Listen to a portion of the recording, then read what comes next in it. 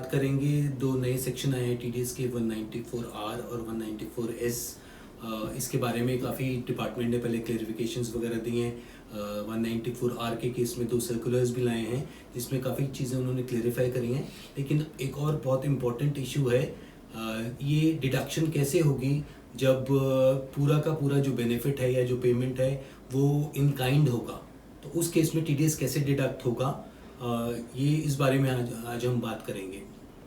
Hello friends, I am C Rajiv Khandelwal from Webtel and today we will be discussing about 194R and 194S, some intricacies in these two sections. तो video start होने से पहले मैं आपसे request करूंगा कि आप हमारे यूट्यूब चैनल वेबटेल इलेक्ट्रोसॉफ्ट को लाइक करें, सब्सक्राइब करें, शेयर करें और बेल आइकन पर क्लिक करके आप करें ताकि जो भी नोटिफिकेशंस आए चेंजेस की वो आपको मिलती रहे। सो आज हम बात करेंगे 194R और 194S पर्टिकुलरली, ये दो जो नए सेक्शंस आए हैं इसके बारे में बहुत ज़्यादा डिटेल में बात नहीं करेंगे। लेकिन इम्पॉर्टेंट जो मुद्दा जिसके बारे में मैंने आपको कहा कि अगर हम काइंड में इसकी पेमेंट कर रहे हैं या बेनिफिट काइंड में प्रोवाइड कर रहे हैं तो टीडीएस कैसे डिडक्ट होगा, या कैश और काइंड दोनों है लेकिन जो कैश पोर्शन है वो सफिशिएंट नहीं है इसके लिए, तो टीडीएस कैसे डिडक्ट करना है यही हम आज बात करेंगे। सो टॉपिक है 194R and 194S, whether it is TDS और एडवांस टैक्स। वैसे टीडीएस ऑलरेडी बहुत कॉम्प्लिकेटेड है और डिपार्टमेंट ने एक और कॉम्प्लिकेशन ऐड करी है, उसी को हम सीधे सिंपल तरीके से समझने की कोशिश करेंगे कि क्या किया है। अगर हम इन सेक्शंस की बात करें, बेसिक हम इसकी जानकारी ले लेते हैं, बाकी तो आप डिटेल्स देख ही लेंगे। दोनों ये सेक्शंस एप्लीकेबल हैं 1 जुलाई 2022 से, और 194S जो है वो एप्लीकेबल है in the case of payment और transfer in case of virtual digital assets like bitcoin etcetera. और जो 194R है वो अगर आप कोई अपने बिजनेस एसोसिएट्स वगैरह को कोई बेनिफिट प्रोवाइड कर रहे हैं, कोई आप टूर कॉन्फ्रेंस पे ले जा रहे हैं और उस बेनिफिट पे आपको अब टीडीएस डिडक्ट करना पड़ेगा जो अभी तक नहीं था। रेट ऑफ टीडीएस की बात करें तो 194R में रेट ऑफ टीडीएस इज 10% और 194S में इट इज़ 1%। और थ्रेशोल्ड की बात करें तो 194R में जो थ्रेशोल्ड है वो बेनिफिशियरी के लिए है। तो पर बेनिफिशियरी अगर आप कोई बेनिफिट दे रहे हैं, आप कोई दुबई ट्रिप पे ले जा रहे हैं अगर अपने डीलर्स को, और बेनिफिट अगर 20,000 पर एनम से ज़्यादा का नहीं है तो 194R में टीडीएस की एप्लीकेबिलिटी नहीं है। जबकि 194S के केस में जो थ्रेशोल्ड है वो डिडक्टर के हिसाब से है कि डिडक्टर अगर जो हम स्पेसिफाइड पर्सन्स की बात करें या स्मॉल डिडक्टर्स की बात करें तो उनके केस में अगर वो साल के अंदर 50,000 से ज़्यादा की पेमेंट नहीं करते बिटकॉइन वगैरह जो अगर सेल परचेज के केस में, तो उस केस में एप्लीकेबल होगा 50,000 की थ्रेशोल्ड है। और जो दूसरे डिडक्टर्स हैं, बड़े डिडक्टर्स हैं, उनके केस में जो थ्रेशोल्ड है वो 10,000 रुपये की है। और हम देखें कि कोई डिडक्टर्स ऐसे हैं क्या जो एग्जेम्प्ट हैं, तो 194S के केस में तो कोई एग्जेम्पशन नहीं है, सभी को डिडक्शन करनी है इस थ्रेशोल्ड के अगर ज़्यादा पेमेंट हो रही है या बेनिफिट प्रोवाइड किया जा रहा है तो। लेकिन 194R में जो टैक्स ऑडिट वाले केसेस हैं, that is turnover in the preceding year is up to ₹1 crore in the case of business, और प्रोफेशन के केस में अगर 50 लाख तक है तो उस केस में 194 एप्लीकेबल नहीं होगा। तो छोटे जो टैक्स पेयर्स हैं वहाँ डिपार्टमेंट ने थोड़ा सा एक रिलीफ दे दिया है। सो वी कैन से कि अगर टैक्स ऑडिट एप्लीकेबल नहीं है पिछले साल में इमीडिएटली प्रीसीडिंग ईयर में तो 194R एप्लीकेबल नहीं है, और लेकिन 194S एप्लीकेबल है। ये हम उन लोगों की बात कर रहे हैं जिनको टैक्स ऑडिट एप्लीकेबल नहीं था पिछले साल में। और जो ये 194S के थ्रेशोल्ड की बात कर रहे थे, अगर अभी आपको समझ में नहीं आया तो थोड़ा और तफसील से उसको समझ लेते हैं कि अगर इंडिविजुअल HUF है उसको हम स्पेसिफाइड पर्सन करेंगे जिसकी की टर्नओवर अप टू 1 करोड़ है बिजनेस के केस में, और प्रोफेशन के केस में 50 लाख तक है, तो उसके केस में थ्रेशोल्ड होगी 50,000 की, ज़्यादा थ्रेशोल्ड होगी क्योंकि वो छोटा टैक्स पेयर है। इसके अलावा अगर बड़ा टैक्स पेयर है इंडिविजुअल HUF की अगर बात करें और 1 करोड़ अबव 1 करोड़ का टर्नओवर है उसका बिजनेस के केस में, और प्रोफेशन के केस में 50 लाख से ज़्यादा है तो थ्रेशोल्ड कम होगी, 10,000 की होगी। इसके अलावा any other person like company, firm etcetera, उसके केस में थ्रेशोल्ड आपको नहीं देखनी। उसके केस में आपको थ्रेशोल्ड तो ऑब्वियसली हम है 10,000 रुपीज़ की, लेकिन आपको टर्नओवर नहीं देखना। Any other person like company, firm etcetera के केस में अगर 10,000 से ज़्यादा की आप पेमेंट कर रहे हैं बिटकॉइन सेल परचेज के केस में या कोई और वर्चुअल करेंसी है उसके केस में, तो 10,000 का थ्रेशोल्ड है, कम थ्रेशोल्ड है। तो ये तो हम बिजनेस वालों की बात कर रहे हैं या प्रोफेशन वालों की बात कर रहे हैं। इसके अलावा एक और कैटेगरी है जिससे हम और आप ज़्यादा अफेक्ट होंगे, that is individual HUF who is a specified person. उसके केस में थ्रेशोल्ड है 50,000 रुपीज़ की। ये कौन लोग हैं? ये वो लोग हैं जो बिजनेस और प्रोफेशन कैरी ऑन नहीं कर रहे। लाइक मैं एज एन इंडिविजुअल अगर आपको बिटकॉइन सेल कर रहा हूँ और पेमेंट रिसीव कर रहा हूँ, तो आपकी ड्यूटी है टीडीएस काटने की। ये भी 50,000 से ज़्यादा अगर साल में है तो आपको ये एप्लीकेबल हो जाएगा। 50,000 तक के लिए आपको एग्जेम्पशन है, आपको टीडीएस नहीं काटना। लेकिन अगर 50,000 से ज़्यादा की डीलिंग हो रही है साल के दौरान, तो उस केस में 194S का टीडीएस एप्लीकेबल हो जाएगा, इवन दो आप बिजनेस या प्रोफेशन नहीं करते। तो ये बहुत इंपॉर्टेंट है, इसको समझ लीजिए।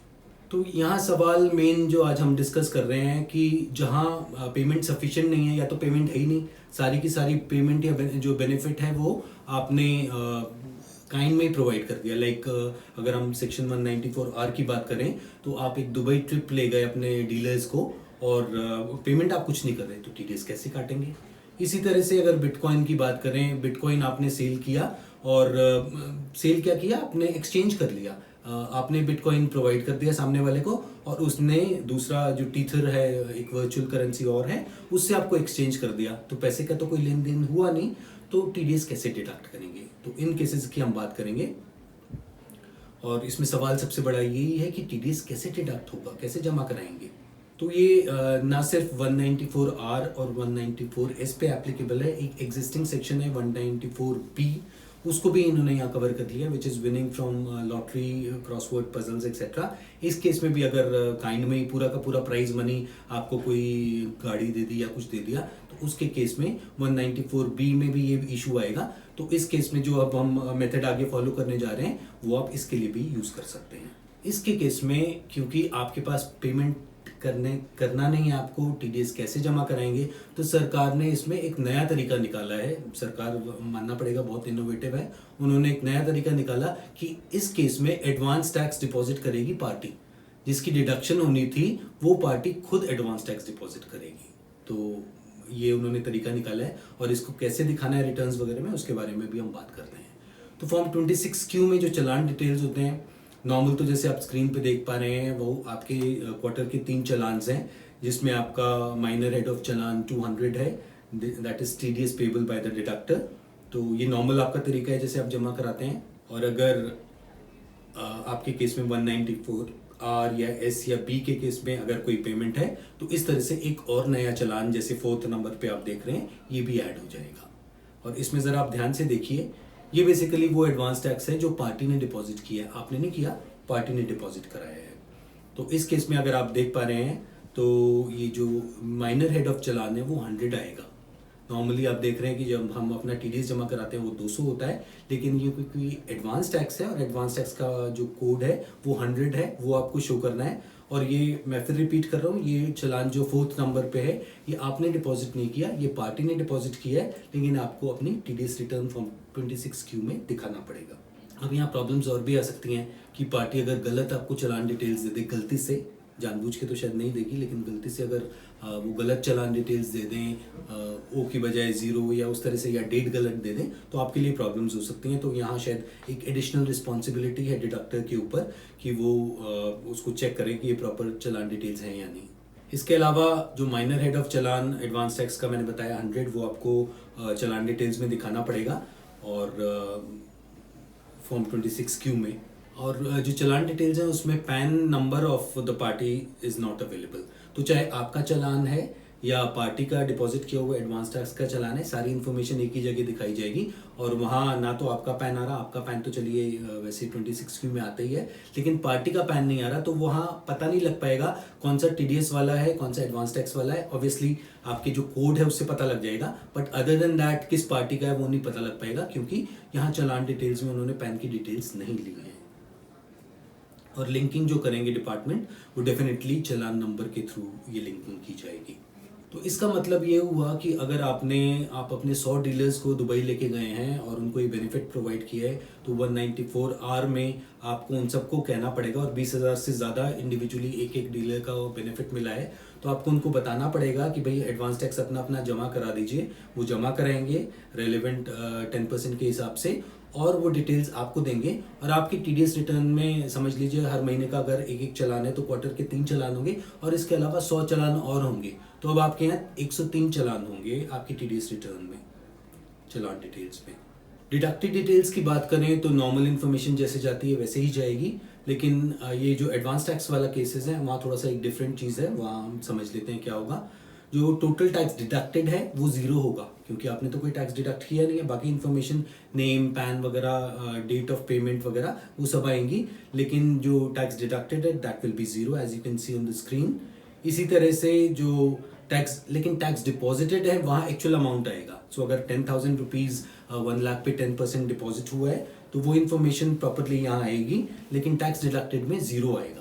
इसी तरह से जो डेट ऑफ डिडक्शन है वो ब्लैंक होगी, क्योंकि ये डिडक्ट हुआ ही नहीं है। और rate at which tax has been deducted वो भी 0 होगा। तो ये इन्फॉर्मेशन आपको इस तरह से दिखानी है सभी पार्टीज के केस में जहां उन्होंने एडवांस टैक्स से टैक्स डिपॉजिट किया है।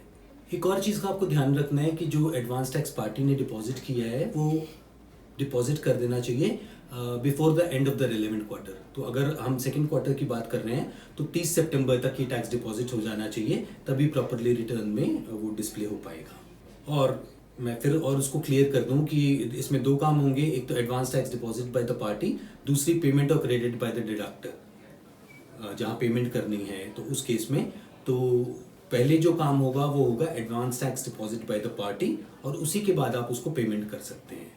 तो लेट से 28 सितंबर को वो एडवांस टैक्स डिपॉजिट कर देगा, तो उसके बाद 28 को या उसके बाद 29 या 30 तारीख को, क्योंकि before the end of the relevant quarter भी मुझे ये करना है, तो टैक्स तो 28 को जमा हो गया, उसके बाद मैं उसको पेमेंट कर सकता हूँ। तो इस क्वार्टर में फॉल करना है तो 30 तक होना चाहिए, तो 30 तक मैं उसको पेमेंट कर दूंगा, तो सेकेंड क्वार्टर में फॉल करेगा। अब एक एडवाइजरी है आपके लिए कि अगर फॉर्म 26Q सेकेंड क्वार्टर की 22-23 फाइनेंशियल ईयर की अगर पेंडिंग हो सकती है, क्योंकि ड्यू डेट इन्होंने एक्सटेंड कर दी थी because of all these issues to 30 November 2022। तो अगर पेंडिंग है तो आप फाइल कर लीजिए, या अब आपको तरीका मिल गया है कैसे करना है, आपको पता लग चुका है, एडवांस टैक्स डिपॉजिट करके आपको यहाँ शो करना है, तो वो काम आप कर सकते हैं। और अगर ऑलरेडी आप फाइल कर चुके हैं तो उस केस में आप करेक्शन स्टेटमेंट फाइल करिए, जहाँ आप इन एंट्रीज को ऐड करेंगे।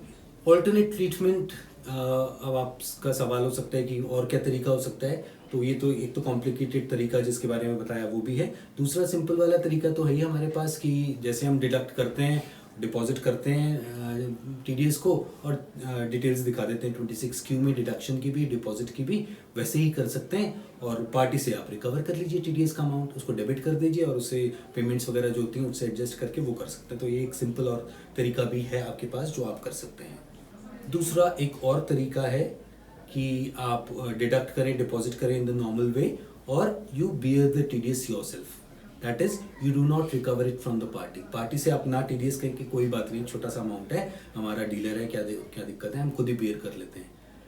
कर तो लीजिए, लेकिन यहाँ थोड़ा ध्यान रखना पड़ेगा, क्योंकि even payment of this TDS will be considered as a benefit provided under section 194R, और वही सब दोबारा से आपको इसकी अलग से एक एंट्री करनी पड़ेगी या कहीं ना कहीं क्रॉसिंग अप करना पड़ेगा, तो ये भी कॉम्प्लिकेशन में लाएगा। तो या तो आप एडवांस टैक्स वाला तरीका अपनाइए जहाँ जो पार्टी है वो एडवांस टैक्स डिपॉजिट कराए, या आप टीडीएस के तरीके से ही जाएँ, उसी मोड से जाएँ, टीडीएस डिपॉजिट करके डिडक्ट करके डिपॉजिट करा दें, दिखा दें 26Q में, और रिकवर कर ले पार्टी से। अगर आप बेयर करेंगे तो ये कॉम्प्लिकेशंस अराइज हो जाएंगी कि ये भी एक बेनिफिट अंडर 194R समझा जाएगा, और आपको इसके ऊपर फिर टीडीएस डिडक्ट करना पड़ेगा या क्रॉसिंग अप करनी पड़ेगी, तो ये अवॉइड करें। डिडक्टी या पार्टी के लिए भी एक एडवाइजरी है कि वो क्योंकि एडवांस टैक्स डिपॉजिट करेंगे इस टीडीएस के लिए भी, तो इसको नॉर्मल चालान से डिपॉजिट ना करें। सरकार की तरफ से तो ऐसी कोई बात नहीं बताई गई, लेकिन I think as a prudent business practice हम ये नॉर्मल जो एडवांस टैक्स अपना डिपॉजिट करते हैं वो नॉर्मल तरीके से जमा कराएं अलग चालान से, और अगर 194R, S या 194B का कोई चालान है तो उसको अलग से डिपॉजिट कराएं, ताकि हमें दिखाने में आसानी हो, सामने पार्टी को देने में आसानी हो और रिकन्सिलेशंस वगैरह में इजी रहे. So this thing is also suggested to you. तो that was all I wanted to share with you. इस वीडियो में मैं आपको यही बताना चाहता था कि किस तरह से ये जो एक कॉम्प्लिकेशन आ गया है, किस तरीके से आप इनको रिजॉल्व करके अपने रिटर्न्स फाइल कर सकते हैं, टैक्स का कंप्लायंस कर सकते हैं. Thank you so much.